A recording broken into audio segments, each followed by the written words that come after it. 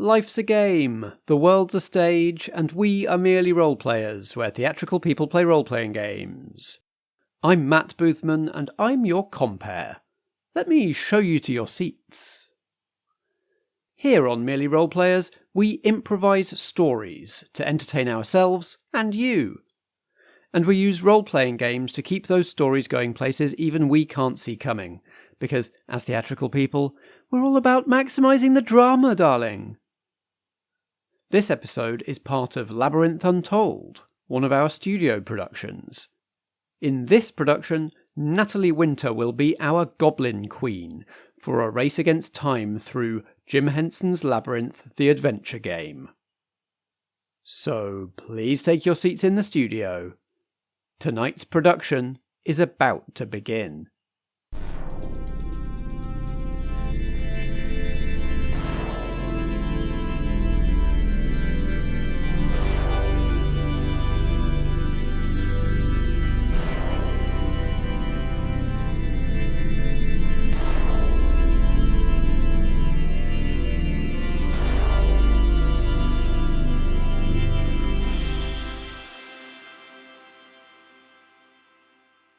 The Goblin Queen, after emerging from her disguise as an old man with a very, very large hat, looks down upon you all, even those that are much taller than her. She finds a way to look down upon you. Yeah. You've passed every challenge I've thrown at you, but soon you'll run out of time. All your wits are no match for me when it comes to a battle of rhymes. Out of nowhere, there's like sort of music and a little beat kind of swells from out of it. Like the shrubs themselves are like clicking around you. Oh no. Slam poetry. Taking in your concerned looks, she smirks at you, Linda. Come now, dear, I thought you were a poet, or do you no longer know it? Give me an opportunity and I will show it. A little worm pops out of the hedge nearby. Hello. You might be new round here. She does this sometimes. She likes to do her rhyme battles. You've got to respond in rhyme to what she's doing, preferably with the same rhythm. The beat continues. She turns round to all of you and says, "No being yet has matched my wit." Well, come on then, let's have at it. Great stuff, Linda. But poetry is coming in handy. And she's getting very verbose all of a sudden. She is. I think Linda's got this. Let's just edge away. Which direction is the exit? She is blocking it. Oh, no. As you go closer, like the hedge grows raven feathers that block the path. Oh. You'll never escape my ingenious maze. I think we'll find plenty of ways. You'll never recover the things I've taken. Well, in saying that, you're much mistaken. You're as ugly as one of my goblin crew. Here's a mirror. Take a look at you. Oh, sick worm burn. You reek as badly as a dwarf in a bog. I don't think it's us. I think it's that dam. It's like the beat drops because you left it hanging too long, and the hedges shiver in judgment. The beat takes up again. I've been practicing this for 100 years. You're so bad, it brings me to tears. Your rhymes are as weak as a 2-year-old child. I would describe them as pretty dope and wild. I have the same words as I'm getting this to the same end word as Strat, but I'm not constructing a whole sentence. And Strat's sentences are fucking wild. That was ideal.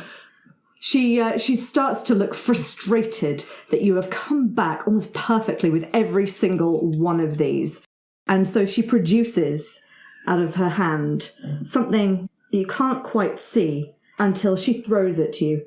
Here, eat this peach, poisonous and orange. The only word that rhymes with orange is gorange. That doesn't fit the rhythm. Well, I'm kind of getting fed up with her. How much rhyming are we going to do? Rhyming couplets are low art anyway. You find that the peach falls at your feet. She snarls in frustration at you and throws her massive sleeve across her face, which turns into a swirl of raven feathers and swirls and consolidates into her raven form, which flies away again. You have managed to get through this without losing up to 2 hours, which was the potential threat. The way is clear and you are able to exit the hedge maze. As you approach the edge of it, you start to notice that the boxy, labyrinthine form of the vegetation slowly starts to unravel and become disjointed, less structured, and you start to see more trees. Whilst it was very cold in the stone walls, the hedge maze felt hot like a summer day. The sun was high in the sky, despite it being 1. Time has still passed to 2 now. The sun was high in the sky. There were occasional rose blooms around, and the heady smells of midsummer. Now, as you reach the edges of it, things start to take on a more fairy-like twilight of late spring instead, as the hedge maze dissolves into the Land of Yore. Carpets of bluebells under trees. Cherry trees mixed in with deciduous woodland, which doesn't make sense, but still the blossoms hang down. Still everything sparkles because, damn it, glitter is everywhere. What is that? Has anybody else noticed that everything's glittery? So gaudy. Whilst this scene in itself is very beautiful, so Barold, you do know this is where you've originally come from. Mm-hmm. So you do know deep within the Land of Yore, there are still perils, there are still dangers here. And despite everything looking beautiful and smelling beautiful right now, that is not always the case in the Land of Yore. I think we're making pretty good time. Steady progress. Clock's not advancing too much. I think maybe we could slow the pace and enjoy the sight of the bluebells. Enjoy the view. That's what worms do. So, Barold, has your nice dog hedge steed got a name? Yes, I have named it Privet. It's a very appropriate. That's what I thought. What a good idea of mine. Privet does a little shimmying bark. Rustle, rustle, rustle. Good dog, Privet. A noble steed for a mighty knight. Why, thank you, friend. Do you think one day I'll get one? I don't see why not. As you continue through this beautiful glade, you do start to get a whiff, an inevitable whiff. So, Barold, you know that the bog of eternal stench lies within the Land of Yore, and you are heading that way. You might be tempted to turn around and take another path, but you do hear some frantic cries up ahead. And through the clearing ahead of you, you can see that the thick wood spread out a little. In amongst the trees, there is a small part of the bog, like a large pond's worth of bog, with a tributary that leads on to the main belly of the beast itself. Above this pond, a platform has been erected, which is the bog itself is bubbling and burping and farting. There is all sorts of horrible noises and horrible smells coming from this pond. On this platform, there are some goblins, 5 goblins, slowly turning a huge winch, at the end of which is a huge horned beast with extremely long grey fur that he is now upside down, so it's covering his eyes. Yeah, this'll serve you right. Yes. There is one who is wearing a powdered curly wig and has a little tiny hammer.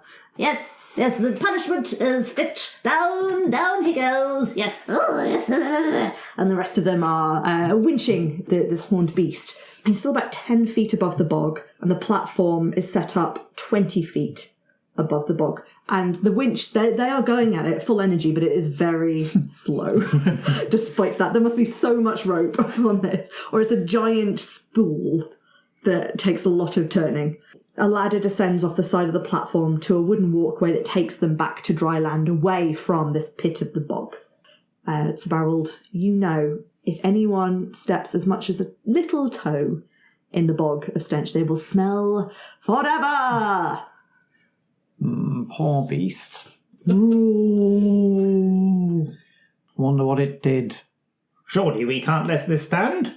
In the Land of Yore? We cannot. There is nothing this beast could have done that would deserve this fate. To stink forever is truly to be damned. Oi! Goblins! Oh, Stop it! wait, Stop it! The one with the hammer says, interlopers! What? No, this is justice being carried out. Oh, yes, no, justice. Stop it! We don't recognise the power of your court. What is your true qualification here? I serve under the whims of the Goblin Queen. and you see beyond the pond there is actually a wooden throne set up. The other side, it is empty, but implies that occasionally this is where the Goblin Queen would come to observe people being dipped. Justice for what? What's this horned beast done? He helped people proceed through the labyrinth. Forbidden! Bang, bang, bang, bang, bang. This beast can help people proceed through the labyrinth. We're proceeding through the labyrinth. We could do with some help in doing that. We could. This is even more reason to halt these proceedings immediately. Okay. On to privet. Come on, steed. Worm, would you like to come with me? What are you going to do? Good charge, of course. Okay. How do we get up to the platform? Is a ladder. Oh, charge up a ladder. We can say that it's one of those ladders that's like an angled plank with, with straps across it. Okay, sounds like something we could gallop up. You gallop. I am going to see if I can do something while you've got their attention. Very well. Just deposit me close to the winch. They'll never notice I'm there. Let's go. Linda, do you remember what you did with that pink poison? She just starts having has a confused look on her face and feeling around for pockets that she doesn't appear to have. She's not wearing anything. Hold out on me, Linda. and then it appears from the fur, seemingly from nowhere. Pink one. I think we could do something with this here. What's it do? Makes them gullible. Persuasion. The one with that horrible wig. If we can persuade that one, the other ones will listen. Yes. I'm just going to start stomping over to the judge with my spray gun pointed. So we've got our square platform. The winch is on the left-hand side. There are 4 goblins that are all around the winch because they're winching it. The judge is on the right-hand side of it.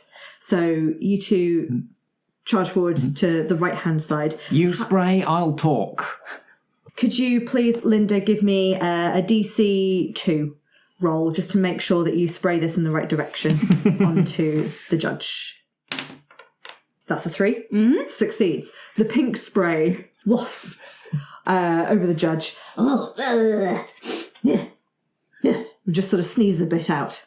I declare a mistrial. You've got it all wrong. A mistrial, you say? Yes, you've got the wrong beast. Oh, and have you brought us the right beast? No, you fool.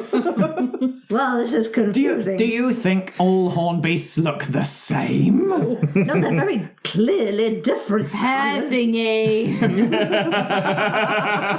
They're very clearly different colours. Yes, very clearly, and very yet... stylish hair accessory on this one. Very, very clearly different, and yet you've got this shaggy grey horned beast about to be dipped, whereas the Goblin Queen accused one that was purple. Triffid, consult the instructions. Another goblin who's wearing all of his armour backwards will get off the winch, so it starts to move a bit slower. You mean you didn't? You can't even remember what the Goblin Queen told you to do when she was sitting right there? Well, she said it very quickly and then left to go and rap battle people. Triffid will walk backwards and pick up a scroll backwards and hobble over. Here you go, Your Honour. Your Honour will unroll the scroll. See? It's purple. Are you sure? Oh, dear. And we'll look over to the horned beast. The lighting is strange in this area of the labyrinth. Are you called Rufo? And the horned beast will look at the two of you and go, Frantically shaking heads. Oh, then this is a grave miscarriage of injustice indeed. While this conversation is going on. I don't know whether we've noticed that they're executing a good plan. I'm very just slowly inching my way in my little wormy walking fashion towards wherever the rope goes down off the winch through the platform and down there. And when I get there, with all my wormy strength, I just want to ram my sword through the rope into whatever wooden winch system it is there, so they can still turn it, but all it does is bunch the rope above where my sword is, so it doesn't go down. I get what you're trying to do. The platform has got to be wide enough to fit a horned beast in. Yes. So you would have to push the rope enough for it to get to the edge of this trapdoor.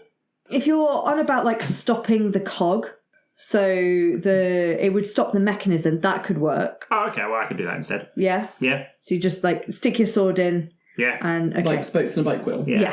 My plan was trying to do it without them, so they could continue turning it without realising it. But that would still work, so if that is possible, I'll go with that one. We'll resolve that in a second. So, Barold, you charged in. Yeah, I'm just going to start kicking goblins. Fantastic. Please make me a roll. Are you using anything to give yourself advantage here? The steed and bravery, I guess. Yeah, and you're aiming to hit a 4. 5. So you charge, sword first. Oh, man. And he falls, goes flying into the bog with an almighty... Oh, no, I shall smell forever. And I say to Your Honour, You see how displeased the Goblin Queen is with you getting it wrong? She's already sent her knights to kick you all into the bog. Oh, no. Winkle, you're rolling to stick your sword into the thing. I think you're able to do it. I just wanted to make sure you roll. If you hit a 1, then the sword will be stuck in there forever. Whoa! 2. Okay, good. So, yeah, you manage to pop your sword into the winch. It stops. Definitely not Rufo is now suspended about 5 foot above the bog. Small bog. Iconic. Your Honour turns to all the goblins. Goblins, cease lowering the prisoner, the not Rufo, for we must find the true Rufo, the purple beast. Oh, this purple beast. Bang his hammer. Bang, bang, bang, bang, bang, bang. Oh, but Your Honour, they knocked poor Takur into the bog. No, well, losses and all that. We've got a mission to do here. Taco is like, oh. You just see like a little goblin-y hand sink down. He lives in the bog now. Here's one with the bog. So Your Honour is well and truly charmed, but it does look like out of the remaining 4 goblins, one of them is actually 2 tiny goblins, one on top of the other, and the one below is wearing a horned helmet that the other one is holding onto and has like motorcycle goggles on. Awesome. There is another one, Triffid, who has his armour on backwards. There is another one who has been pulling the winch and has 10 thumbs but no fingers. Bosch has been at this one. And it's this one that's kind of looking at the bog and looking at Sir Barold. Your Honour, I don't think these people have our best interests in heart. And then the fourth goblin, as she lets go of the winch to pay attention to Your Honour and turns around, she sounds exactly like the Bog of Eternal Stench. She kind of, as she moves her feet, it's like a as she turns. Oh, do we still have to fight, though? No, fighting is not going to be necessary. I don't know, says the thummy one. I don't like the look of this one. The smelly one and the thummy one, Sir Barold. They are going to come and try and attack you. Great. Make me a roll to avoid them trying to rush and push you. And as I am still steed mounted, do I have advantage? Yes. Yay, 6. Great. The thummy one, Grebel Mark, No, I think these people are not on our side at all. is going to charge at you. I think just sidestep and they'll run off the edge. Yeah. Oh, Yeah. Also emboggened. And I think this is going to put Stench off slightly. oh. And part of that, she's going to look up and I think going to see that the winch, she's not going to see you, Winkle, but see that the winch has been stopped. I think she's slightly smarter, despite being smelly. She's overcome her smelliness to be slightly smarter than the others and realised that they've all let go of the winch, but the prisoner has not fallen and is going to try and have a look at the winch and figure out what's going on. I'm going to say that this is going to be a 4. Oh no, she's very so clever. She's very clever. I think she actually spots you with the 6. No! I know. I'm so small! Far away. But you climbed up quite high in the winch, so she's going to start climbing. I would like you to make a roll to hold on to the rope. Oh. Otherwise, her climbing the rope is going to shake you off. Okay. I'm going to use my trait of wall climbing to get an advantage. Yes, please do. It's going to be a 3. Yay! Yes, great. Get him off the rope! Get the beast off the thing! Linda is going to go and tickle the stench while she's climbing. Yeah, make her fall off through tickle. Through tickles.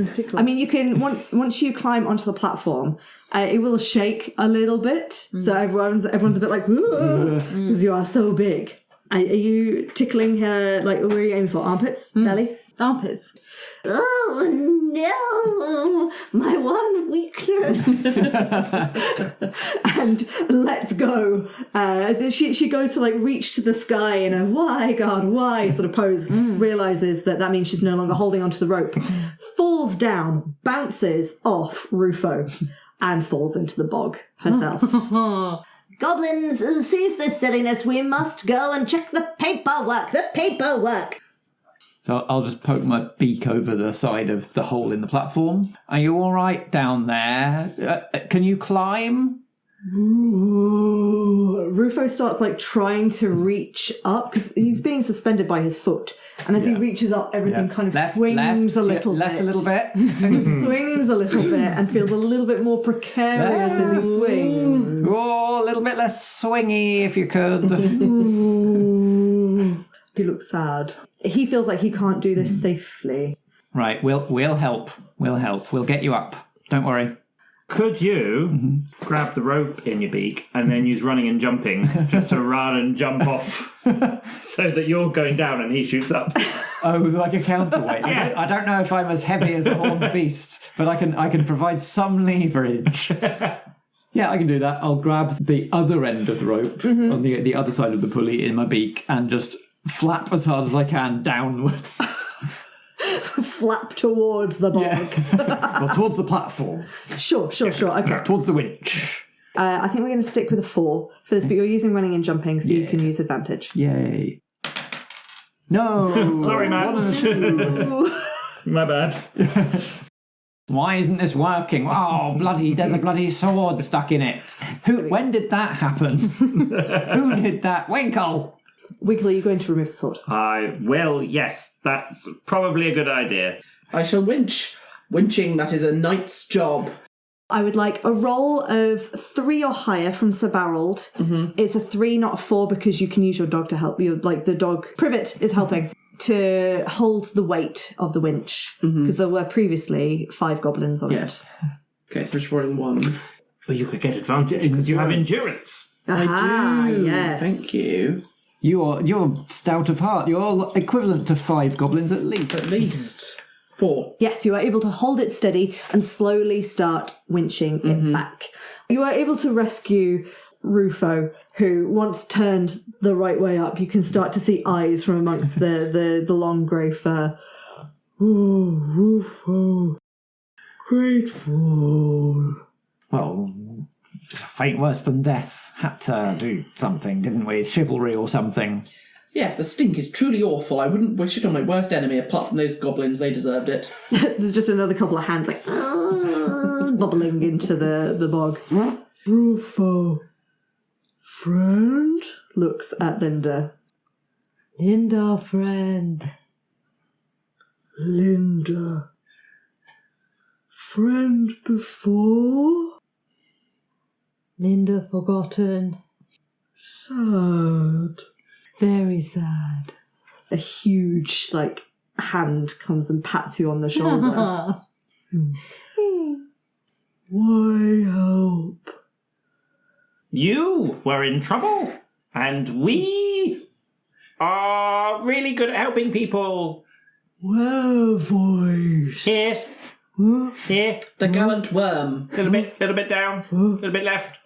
Oh, small.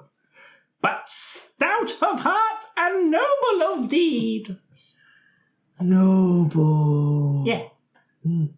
Rufo, thank. We helped you, and we didn't do it because we wanted anything in exchange. But now that we have helped you, maybe we also need help. We're also people who need help, and you've just heard the knights say that you should help people who need help. Perfectly said. Is that what they teach you at night school? Is it more nuanced and perhaps more moral? We learn how to talk in a more charming way than that. Okay.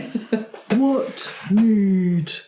We need to get to the Goblin Queen's castle. Soon. We're running out of time. Oh, this way. And Rufo will point and start to lead you in a direction, if you would like to follow. Yes, please. Yes. As long as he's not leading us directly into the Bog of Eternal's Den. No, distinctly staying on the path. You continue your way through the Land of Yore. The woods get a little denser and thicker, and whilst it is spring, it also feels like weirdly twilight and also dawn and evening at the same time. It's a very strange light to this area. I wish we weren't in a hurry. It's golden hour every hour. Occasionally you'll see little twinkles of fireflies, all undercut by every so often just the cawing of ravens. Just to remind you whose woods you are in. I don't like ravens. Really, any bird. Why? I mean, obviously not you. I've been very impressed with your lack of trying to eat me. I've been nothing but complimentary about your style of dress. You haven't said anything about my style of dress. No, I wasn't thinking anything horrible about it. Oh, okay. What Winkle is saying is that, Gundle, you're not like the other birds. Well, that's not how I would have put it. But I mean, he's not tried to eat me, and that's a bonus. It is a bonus. Gundle actually primps and fluffs up a little bit and goes, "Yes, I am singular." Rufo just slowly shakes his head. Rufo will eventually lead you to a stone rock face within the woods. Door. See door? I don't see any door, old chap. Is there supposed to be one around here? Door?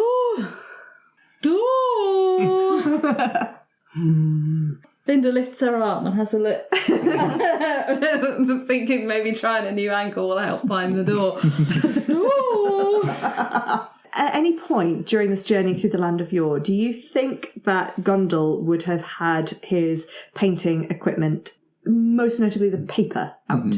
I may have been tempted as we were walking through the woods and it was a little bit less immediate peril given I did comment about the beautiful light, so I might have been tempted to pull a scroll out and start just doing a little sketch as we went.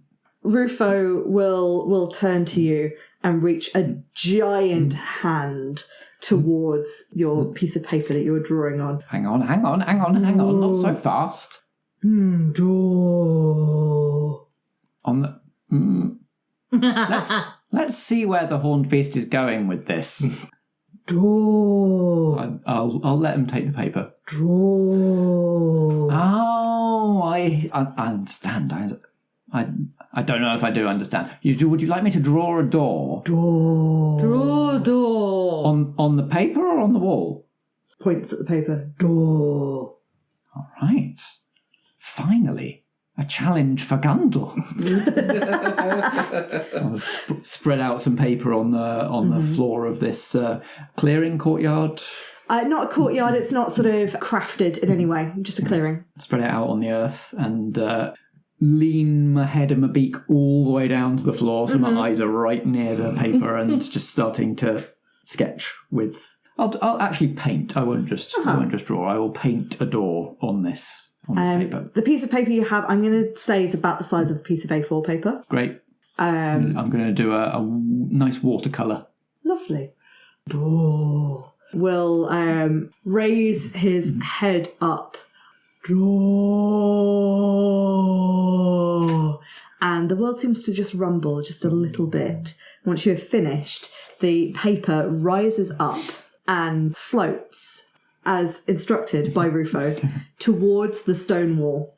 As it gets close, this piece of A4 paper folds itself out into A3, folds itself out into A2, folds itself out into A1, and again and again and again, until it's a big enough door for a horned beast to walk through onto the stone. Door. It's a wooden door. I deliberately didn't draw a keyhole so it wouldn't be locked. In fact, I drew, instead of a handle, I painted a plate that says push. And it's a beautiful wooden door that has some carving into it, like some debossed carving of some trees and overhanging willow foliage in it. Is anyone going to push the door? Did you draw hinges? It's not badging. I'll give it a kick, stick a leg against it and heave. Now, let's be specific here. Do you kick it or do you heave it? I brace a foot against it and then I lean my weight forward. Okay. So you do push it. I do push. Rather than kick. Just wanted to check.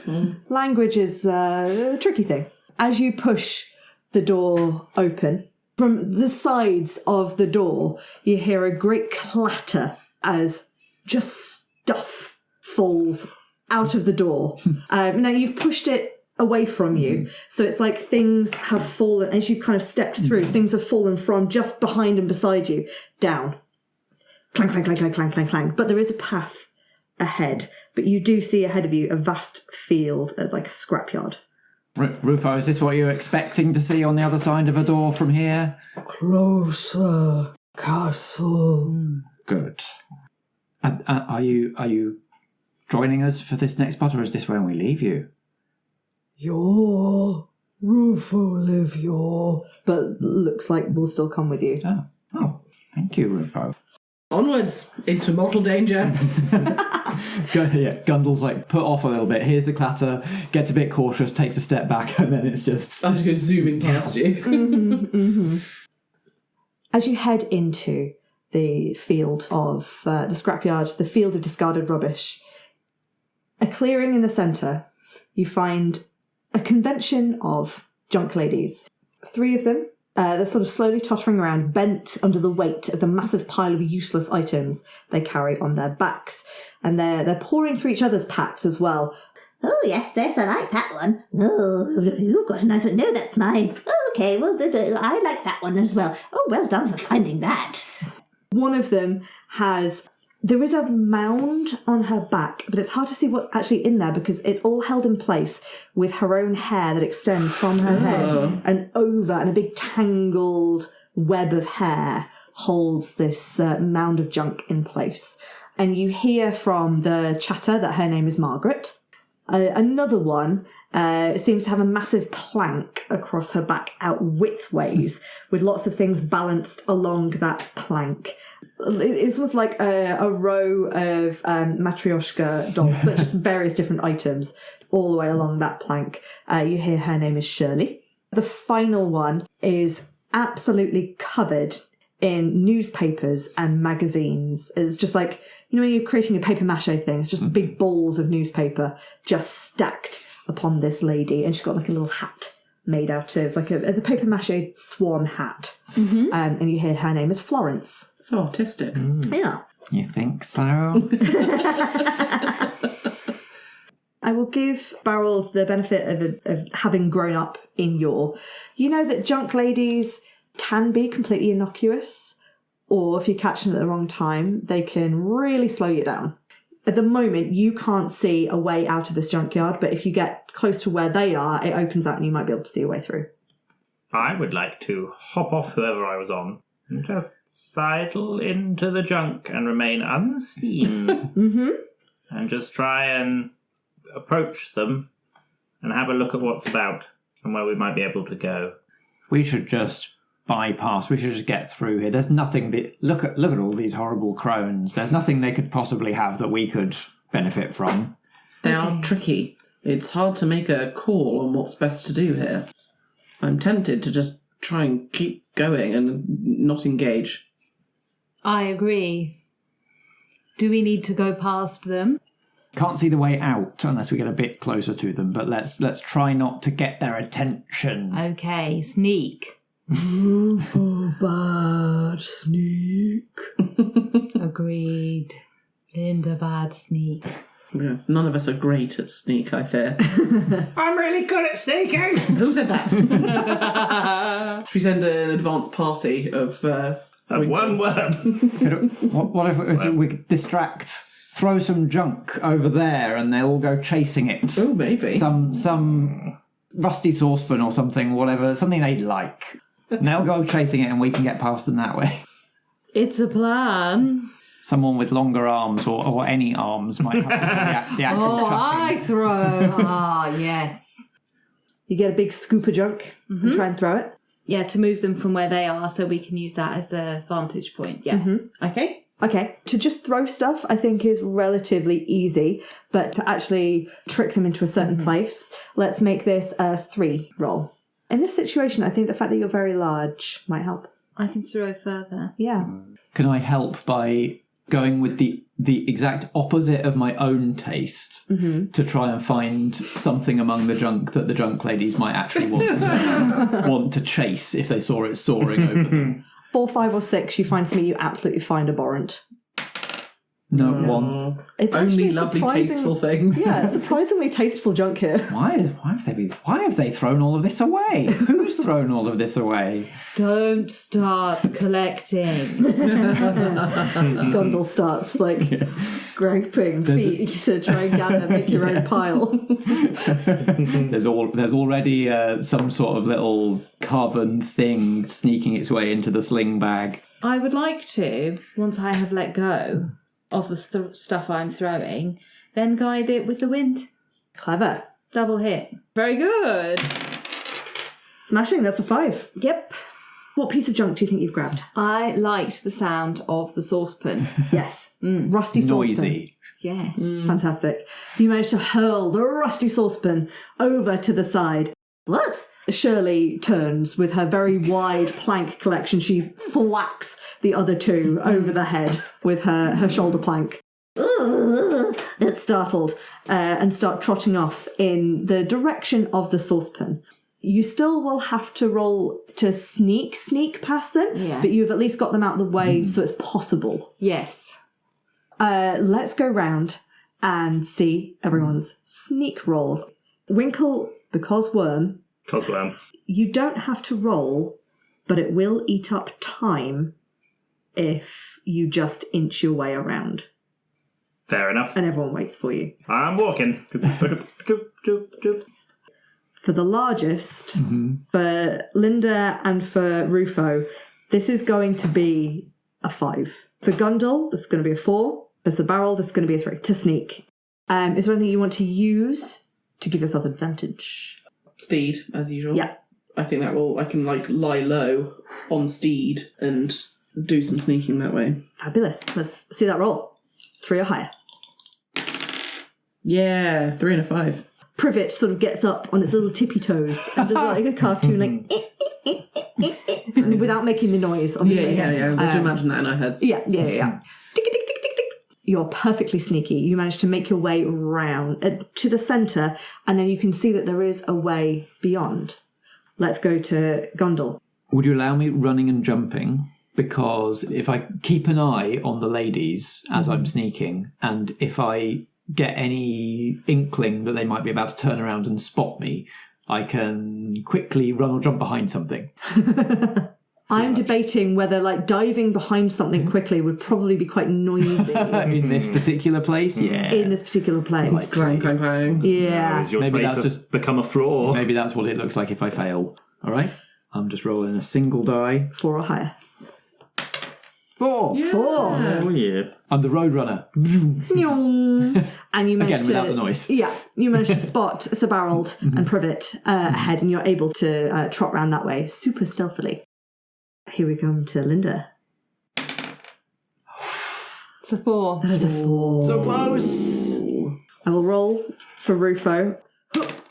Oh. Rufo rolls a 3. Oh. So as our lovely, fluffy, soft horned beasts start trying to sneak as carefully as they can, I think there's just one moment where a giant foot catches the corner of a pile of rubbish and clank, clank, clank, clank, clank, clank, clank. And then all 3 of them turn around. What?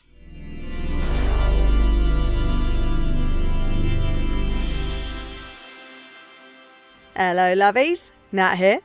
You may know already, but I also play D&D games on Twitch with Roll Together.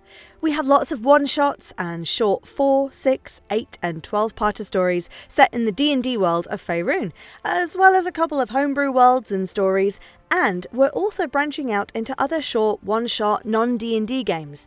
You can find our archive on YouTube, and we're on podcasts too. If you enjoy my goblin queening for Labyrinth Untold, you might be interested in watching me DM the 4-parter series Nexus and its sequel Nexus Revolutions, where I send up tropes in sci-fi games and movies with magical science gone bad. We've also recently started a new long-running campaign, Aedron Chronicles Awakening, set in a homebrew fantasy world with steampunk elements. Why don't you come and join us there too, and search for Roll Together RPG across Twitch, YouTube, pod feeds and social media. And don't forget, always stay classy at the table. This has been Labyrinth Untold, a studio production from Merely Roleplayers, starring me, Matt Boothman, as Gundle, Ellie Pitkin as Sir Barold von Branwick, Helen Stratton as Linda, Strat as Winkle, and Natalie Winter as the Goblin Queen. Nat planned this season, I edited and produced this episode, and the theme music is by Alexander Pankhurst. We were playing Jim Henson's Labyrinth the Adventure Game by Ben Milton and Jack Caesar, published by Riverhorse at riverhorse.eu. Merely Roleplayers is a Foggy Outline production in association with Blackshaw Theatre Company. Until next time, if drama be the food of life, play on. Foggy Outline. Undivide your world.